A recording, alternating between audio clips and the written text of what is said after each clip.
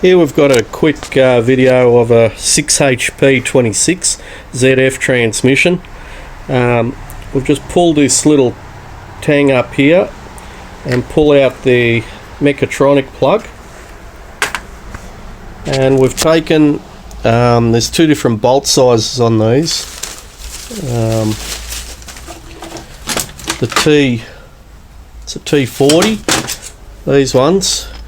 We've taken out them. They're a little bit bigger than the other ones, so you just take out the T40s and then the whole valve body will lift out. I'll just lift that out.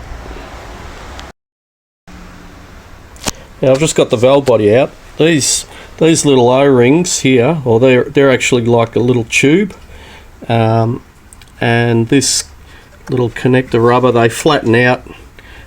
Sometimes just replacing them can improve the shift quality.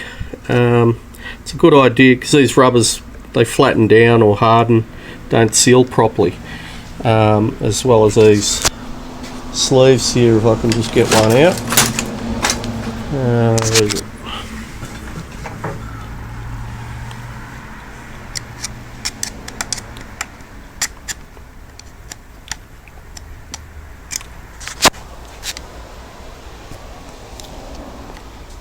Oh, they're in there, nice and snug. But they're just like a little sealing tube, and they'll flatten out as well.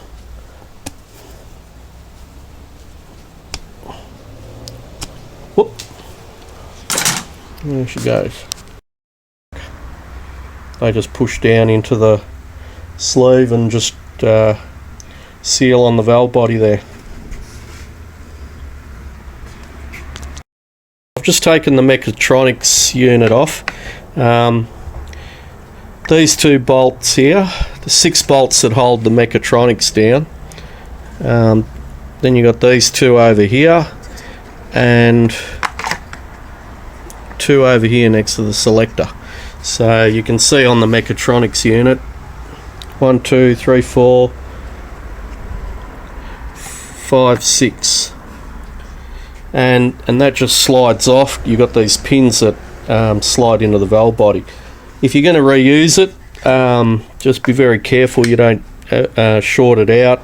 A little bit of static apparently will short it out and ruin it. They're not a cheap unit either. After you've got I've just placed the valve body back in just so to show you where the location of those are. After you get that off, if you need to replace any solenoids, making note which one goes where. It'll just make it easier when you're changing them. And they're T27 bolts. The other ones were T40s that take the whole valve body off. So if you're willing to have a crack at it, that's how you do it. And you'll need to reflash the computer possibly after you've done it.